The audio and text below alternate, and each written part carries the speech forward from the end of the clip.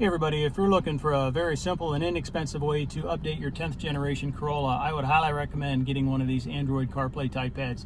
Now, the install is very simple. It probably only took me just over an hour to get this thing done. Now, this seller, you know, there's 100 of these sellers out there. This is the second time I've worked with this seller. They provided me the unit in exchange for an install video. The other one went into a 7th generation Accord, and to be honest with you, both of them have worked perfectly. They seem to have the software figured out. They're not buggy. They connect to CarPlay quickly. They connect to Bluetooth quickly, Wi-Fi, everything. So anyhow, I would highly recommend this seller. I'll put their link in the description, of course, but let's get into the install video and show you how easy this is. Okay, so let's get started with the tear out. Now, the first thing you want to do is just disconnect your negative battery terminal. That'll just keep your battery from running down and, just keep things safe from an electrical standpoint. Now, what we need to do is remove these 4 pieces of trim. Start, with these bottom ones, you can just grab a hold of them and pop them straight out.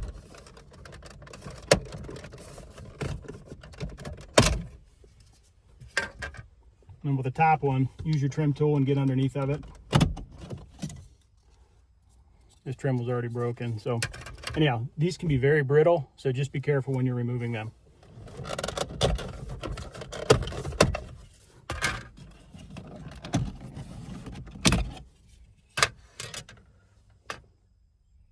Okay, next in line for removal is this top AC unit. Now there's 5 clips. I think there's 3 on the back and 2 on each side here, so just pull forward gently on it and it should pop out. Just set that up on the side. Now the next thing we need to do is there's 4 10mm bolts, 2 on each side here, and you're going to need an extension to get down into them. So I am going to get those out and I'll be right back with you here. All right, so all 4 of those bolts are removed. Now in the end, you won't be reusing these, but I suggest after you pull this out, you might want to replace these where they were. That way, if you ever do decide to reinstall the original stereo, you'll remember where you put them. So yeah, then all you need to do is once those bolts are out, this just pulls forward. And as you can see, there's a bunch of clips on the back of the radio. All you need to do is there's thumb tabs, press on the thumb tabs on the bottom and pull these connectors out. Don't pull on the wires, make sure you're pulling on the connector itself. Hopefully you can see what I'm doing. And then your FM antenna.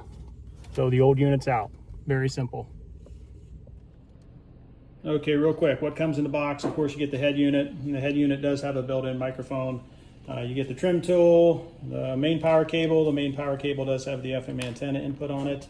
You also get a bundle of RCA cables. This is really only necessary to plug in if you're planning on using the external microphone, and they do give you an external mic, or if you're planning on connected to like a external amp or subwoofer. 2 USB connections. They also give you the input to the rear backup camera. Now, even if you're not planning on installing the rear backup camera, you need to connect this cable, as it has the Wi-Fi and Bluetooth antennas on it, I believe. So if you don't connect those won't work and you'll be upset with yourself. So anyhow, GPS antenna, once again, you don't need to necessarily connect this. Most people are probably using CarPlay and Android Auto, but this will allow the speedometer function of the unit to work. Now, I'm not going to be using this cable. This is for if your car had USB standard. This car doesn't, and apparently there's a couple different versions of stereos, so they give you a nice wiring diagram for what you have. Backup camera, what you need for the backup camera. So this is the long video cable to route to the back and the camera, and this seller does give you a license plate frame bracket. I think that's a nice little add. Now, this did not come with the kit, but I'm going to be putting that into a blank on the dash, and I'll show you what I'm going to do there. Yeah, this here is I think a plus from this seller. They do give you a real nice user's manual and a real nice troubleshooting guide. In my prior videos, you see the same 10 questions asked over and over. Why aren't my reverse lines working? Why doesn't Bluetooth work? Why doesn't CarPlay work? They actually have all those spelled out in here to save you a headache. So let's head out to the car here and get this thing installed. So before heading to the car, I typically like to get these wired up inside the house. So of course they give you the to from manual here, but yeah, main power cable, You know, I do have one connector here that's not plugged in, but you can't get anything wrong because all these connectors have different numbers of pins. Got the GPS cable wired here. FM antenna will get plugged in there. I'm going to plug this in once I get into the car. And probably the most important thing here is you need to, when you connect your backup camera, you need to make sure you connect it to the right yellow connector. Don't connect it to one of those or it won't work. And then you also need to take the skinny wire that runs parallel with the long wire here and splice that in with the wire coming off of the head that says reverse. So basically reverse and back get spliced together. You know, just splice it together via the way you like to splice wires. But yeah, now let's head out to the car. Hey, actually one more thing before I head out to the car. You need to take these clips off of the old radio and snap them onto the new radio. And basically, just be real careful. You can break them, right? So just get underneath the back end and spread them open a little bit and they'll slide right off. So anyhow, now I'm ready to head out to the car. All right, so the next thing I'm going to do is, you know, I bought this separately, but it's going to fit right here in that blank spot. So in order to get that installed, you're going to need to, I've already done it, but this little clip here, take it out, stick your screwdriver in it, and it's just going to give you some more room. And of course, set your emergency brake while you're doing this. Now all I need to do is remove these two screws, one on each side. All right, both screws are out. Now I think I need to pop this piece of trim off down here. Which will then allow me to pull this forward. All right, perfect. Now I can have access to get behind here. I'm going to push this one out and install the new one.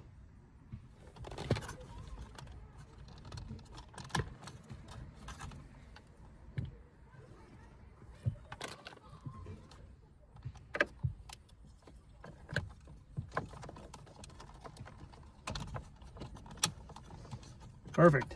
Yeah, and then of course this will plug into one of the USB ports coming from the stereo. Okay, so I got everything down below here. I'll snap back in. Now I did put a zip tie on this USB connector so it doesn't fall down somewhere where I can't reach it. Now it's time to just plug the stereo in. Now it's pretty self-explanatory, but if you do need some help, you know, they give you the to from chart here, but I'm going to lift this up now and start plugging things in and be back with you real soon here.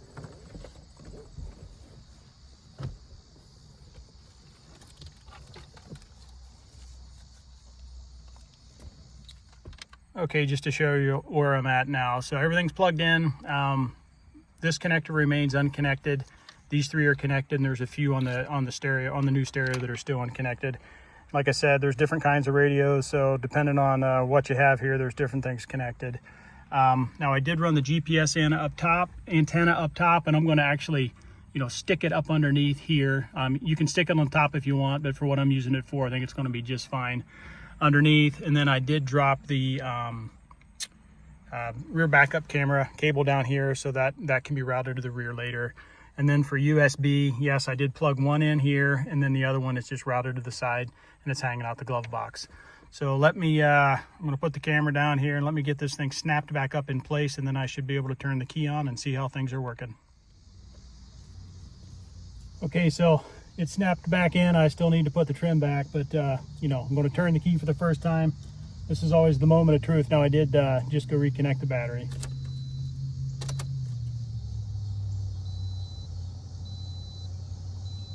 Might take a minute here to boot up. There it goes.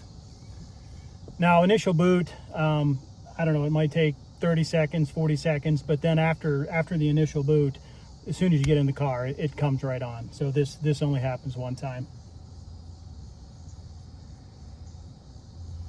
It's coming up, and what I'm actually going to do is I brought my wife's phone out here. We're going to see if this thing connects as quickly as the last one I got from this seller did. So let me get into her phone.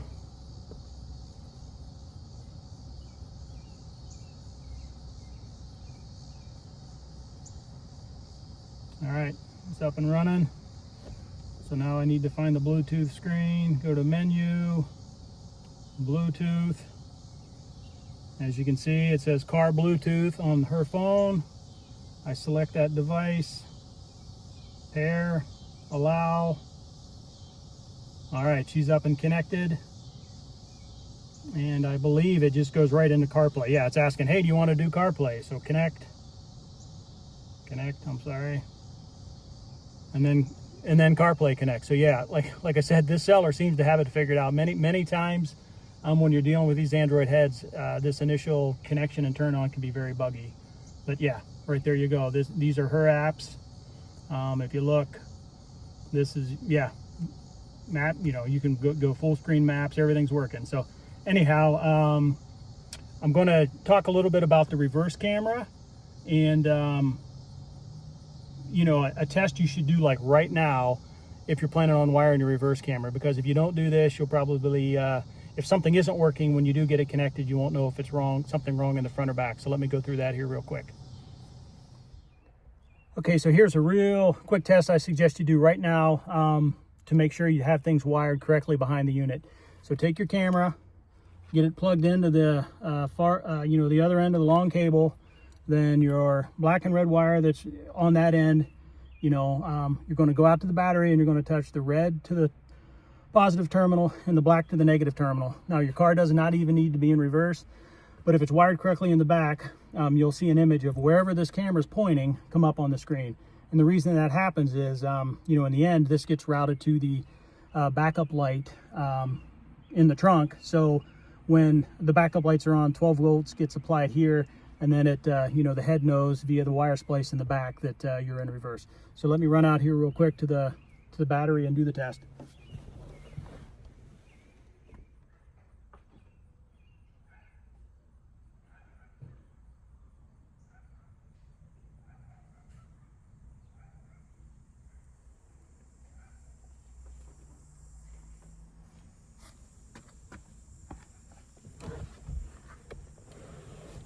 All right, I can see that worked in the phone. So yeah, I highly recommend you do that test. You know, I get comments in my other videos where folks will say, hey, I got the backup camera hooked up and it's not working, you know, and I'm like, well, did you do the test? And they're like, no. And I'm like, well, there's something wrong up front or something wrong in the back. So just, it's a real quick test, do it, and it'll save you a big headache. So anyhow, let me get things buttoned up here and I'll go take a run around the block and show you how this thing works. Okay, so we're out for a quick little drive here, and as you can see, the way I mounted that GPS antenna does work. That's why I'm getting speed. And actually, let me pull over here and show you a few things. So yeah, this is the main page. You know, you can change your skin. There's a bunch of different skins you can go to. If I go to the radio, now I can't turn it up or I'll get a copyright strike, but basically if you hold that button down, it scans all your local stations. It also does have a built-in equalizer, so you can set it up just the way you want it. This is actually a pretty cool feature. If you're wanting to set your balance, you know, you can just move this dot around and it puts it wherever you want it to be. Let's go back to my home page. And then to get back to Apple CarPlay, you just go to the Z-Link app that's on the head. So here's Apple CarPlay. As you can see, oops, it's very responsive back and forth, both directions. And here's maps, you touch maps. If you're familiar with CarPlay, it does full screen map. But yeah, very, you know, super awesome upgrade, very inexpensive. Like I said, this seller seems to have the software right. It hasn't been buggy, and typically if it's going to be buggy, you're going to figure that out pretty quick. But yeah, overall, very pleased with it. So if you do have any comments, please just put them down below, or questions. I'll try to answer them. And you know, stay tuned, because I'll keep the video description updated for, you know, longer term reliability on this unit. Thanks for watching.